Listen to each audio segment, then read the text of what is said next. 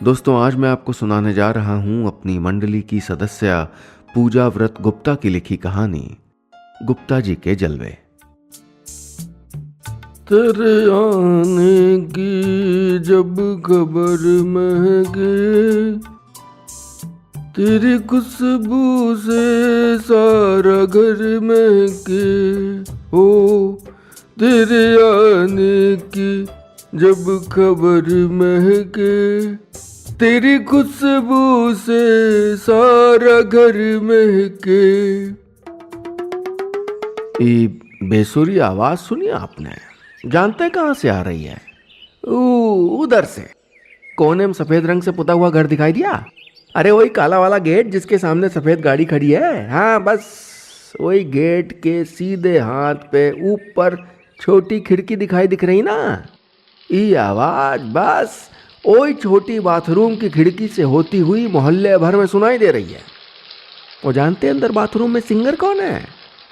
Singer हैं हमारे मोहल्ले के सबसे सज्जन आदमियों में गिने जाने वाले अपने गुप्ता जी।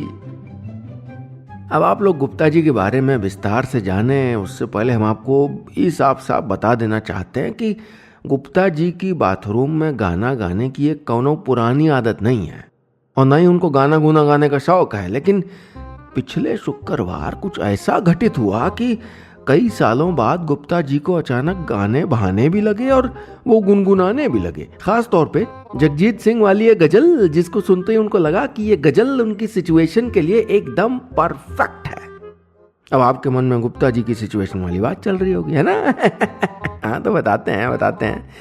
देखिए, हुआ यूं कि जब से अपने गुप्ता जी को खबर मिली थी कि उनके पड़ोस वाले तिवारी जी के बेटे की बड़ी बिटिया की शादी हो रही है, तब से ये गजल उनके मुंह लग गई थी।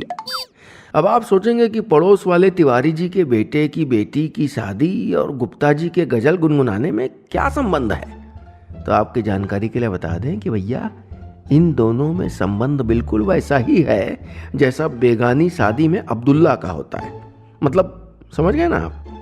अब्दुल्ला की तरह अपने गुप्ता जी भी बेमतलब ही दीवाने हो रहे हैं, लेकिन बिटिया की शादी की खुशी में नहीं, बल्कि उस शादी में तिवारी जी के घर आने वाले मेहमानों की खुशी में। जी हाँ, मेहमानों की, वो भी सारे मेहमानों की नहीं, बस उस एक इकलौते मेहमान के लिए जो हमारे गुप्ता जी की कभी बेहद खासम खास हुआ करती थी। तो उधर तिवारी जी के यहाँ जोर शोर से बिटिया की शादी की तैयारियां चल रही थीं और इधर अपने गुप्ता जी अपनी ही तैयारियों में मशगूल थे। तैयारियों की लंबी चौड़ी फहरिस्त में सबसे पहला काम क्या था? उन्होंने अपनी कलमों के पास उभर आई सफेदी को डाई से ढकवा दिया, फिर अच्छी तरह सेव की और घर के पास वाले सैलून में लगे हाथों फेशियल भी कराए।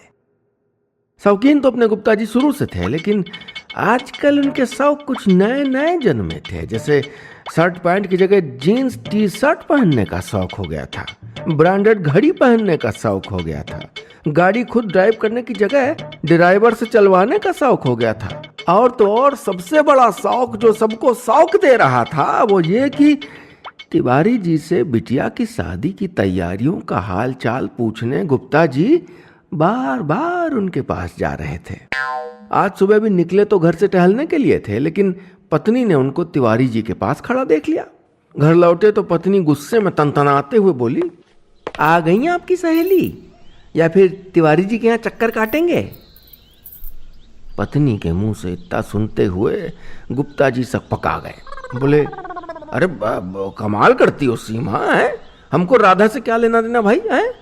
पड़ोसी हैं तिवारी जी हमारे, जाना पड़ता है, बेटी की शादी है, हजारों काम है? अब हम पड़ोसी काम में नहीं आएंगे तो कौन आएगा, बताओ जरा। हाँ, जानते हैं, सब जानते हैं, समझे? मुंह बनाते हुए सीमा जी बोली तो गुप्ता जी बस मुस्कुरा के रह गए। और उनकी ये नटखट मुस्कान बहुत कुछ कहती थी, वो भी जो उन्होंने अपनी पत्नी को राधा के बारे में बताया था, मतलब अधूरा सच, और वो भी जो उन्होंने अपनी पत्नी से छुपाया था, मतलब पूरा सच। तो गुप्ता जी ने पत्नी को बताया था कि पड़ोस में रहने वाले नंद किशोर तिवारी की बहन राधा किसी जमाने में उनकी बड़ी अच्छी दोस्त हुआ करती थी, और छुपाया ये था कि उसी जमाने में गुप्ता जी राधा को अपना दिल दे बैठे थे। और एक दिन पतंग के कोने में आई लव यू लिखकर उन्होंने राधा की छत पे उसे उतार दिया और इजहार मोहब्बत भी कर डाला था।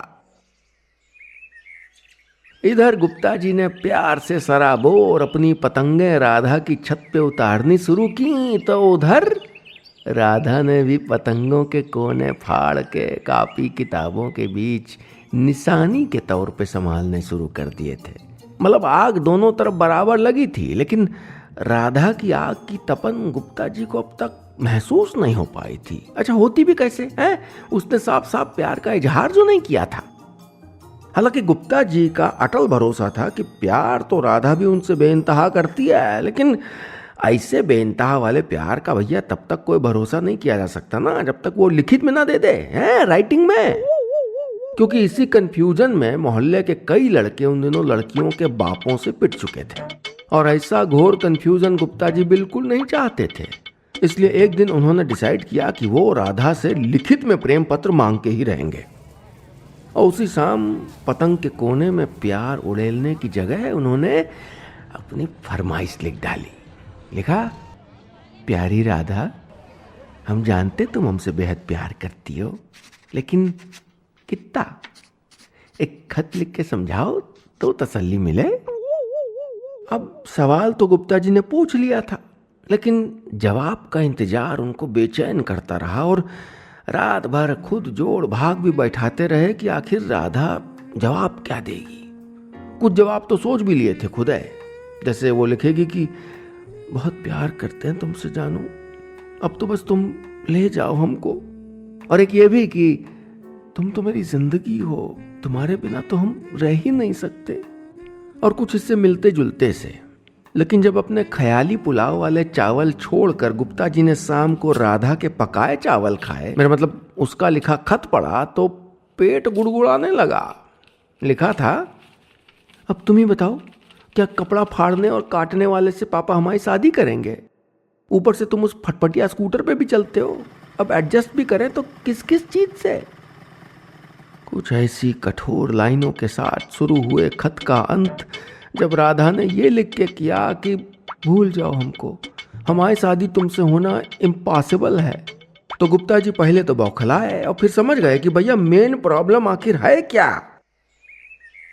राधा और अपने गुप्ता जी की मोहब्बत में मेन प्रॉब्लम थी गुप्ता जी की पुश्तैनी दुकान।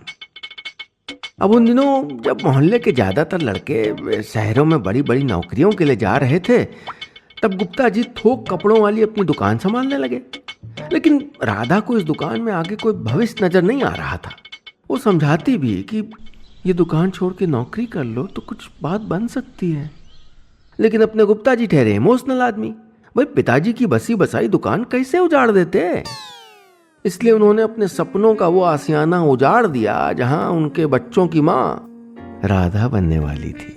मतलब यह कि मोहल्ले की अधिकतर प्रेम कहानियों की तरह अपने गुप्ता जी की प्रेम कहानी का अंत भी वैसे ही हुआ। इधर राधा की शादी हो गई और उधर गुप्ता जी भी अपनी दुल्हनिया ले आए। लेकिन सब कुछ हो जाने के बाद भी उनके दिल से वो टीस नहीं मिटी कि राधा ने उनको इसलिए छोड़ा कि वो वैसे नहीं थे जैसा राधा उनको देखना चाहती थी। मतलब उसके शौक तो बड़े बड़े थे, बड़ी गाड़ी, बड़ा घर, बड़ा शहर भी, और अपने गुप्ता जी बेचारे कस्बे में बिना साइलेंसर वाले स्कूटर पे निकल के भी खुद को सेठ समझते थे। लेकिन जब से राधा दिल तोड़ के गई थी, तब से उजड़े और टूटे प्रेमियों की तरह उन्होंने ठान लिया था कि वो भी एक दिन बड़ी गाड़ी और बड़े घर के मालिक बन के रहेंगे, और इसी कपड़े की दुकान से नहीं तो। धीरे धीरे बिजनेस बुद्धि काम आई और गुप्ता जी के दिन बहुरने लगे।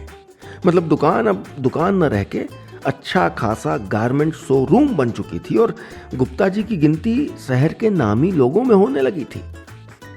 लेकिन इत्तेफाक देखिए, जब से उनका नाम शहर में हुआ था तब से राधा शहर ही नहीं आई थीं। लेकिन इस बार अपनी भतीजी की शादी के लिए वो आने वाली थीं, और इस बात की खबर जब से गुप्ता जी को लगी थी, वो भरपूर कोशिश कर रहे थे कि भैया राधा के सामने अपने बड़े होने का कम से कम एक बार प्रेजेंटेशन तो दे दें, ताकि उसको भी एहसास हो ना कि उसने खोया क्या है।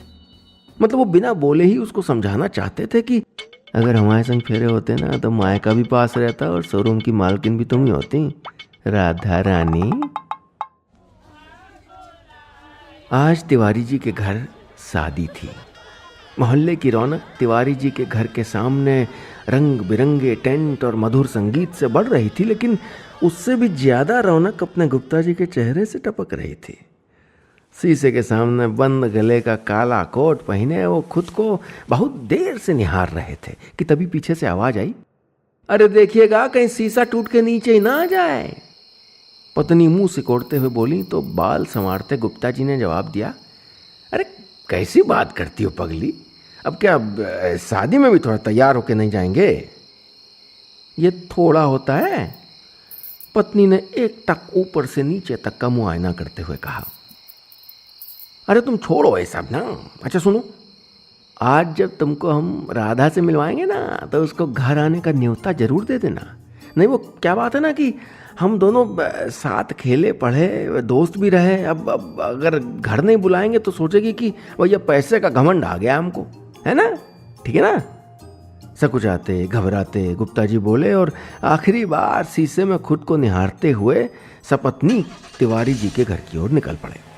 शादी का अरेंजमेंट घर से बस 500 कदम की दूरी पे था, लेकिन पैदल चलने के बजाय उन्होंने इस दूरी को अपनी गाड़ी से नापा, ये सोचते हुए कि भैया क्या पता राधा जी के दर्शन गेट पे हो जाएं, और अगर हो गए तो कम से कम वो हमारी बड़ी गाड़ी तो देख लेंगी। लेकिन उनकी ये अभिलाषा चकनाचूर हो गई। उल्टा मोहल्ले वाले श्रीवास्तव जी ने टोक दिया, अरे गुप्ता जी थोड़ा पैदल चला कीजिए, स्वास्थ्य के लिए अच्छा होता है भाई। जी जी जी कहते हुए गुप्ता जी सरपट अंदर पहुंचे तो निगाहें पूरे मैदान में लेफ्ट राइट करने लगीं और आखिरकार गोलगप्पे काउंटर के पास जाके आंखों ने पूर्ण विराम लिया।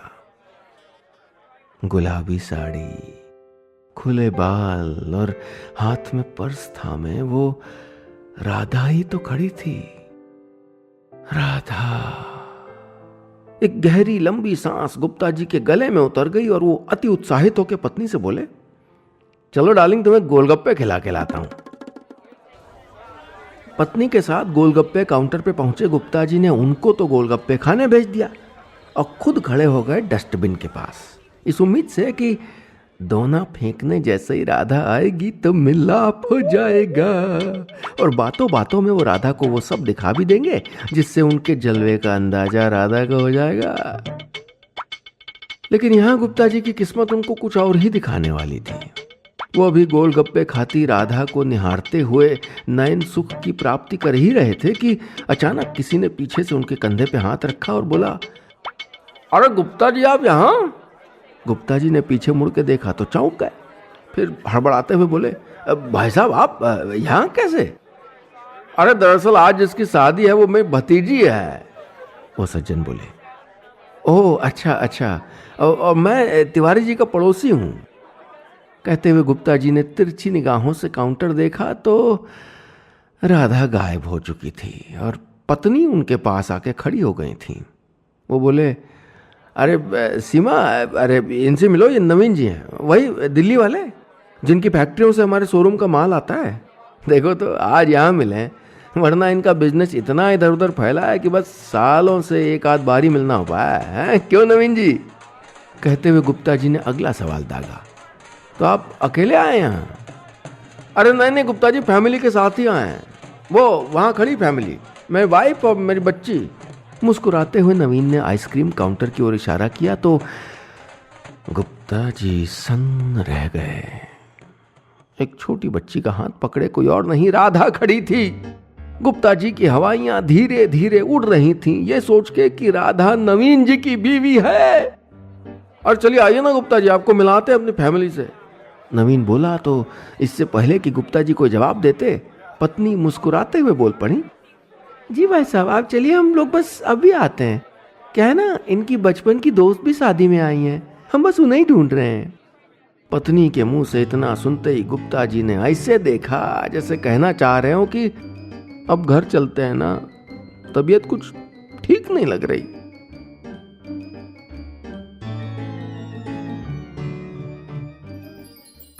उम्मीद है ये कहानी आपको पसंद आई होगी। तारीफ करें, शिकायत करें, लेकिन अधिकार से बताइएगा कि हमारी कहानियां आपको कैसी लग रही हैं। और आप तो जानते ही हैं कि फेसबुक पर हमारा ऑफिशियल पेज है नीलेश मिश्रा, NEELESHMISRA, और उसके आगे ब्लू टिक भी लगा होगा, क्योंकि नक्कालों से सावधान हमारी कोई शाखा नहीं है। और इसी तरह अगर आप ट्विटर पर टहलते हुए चले जाएं तो वहां मेरा हैंडल है नीलेश मिश्रा, NEELESHMISRA। इंस्टाग्राम पर भी मेरा हैंडल है नीलेश मिश्रा, NEELESHMISRA। तो भैया मैं कहां तक बचूंगा आपसे, आप कहीं ना कहीं तो मुझे पकड़ ही लेंगे। चलिए मिलते हैं बहुत जल्दी नई कहानी के साथ।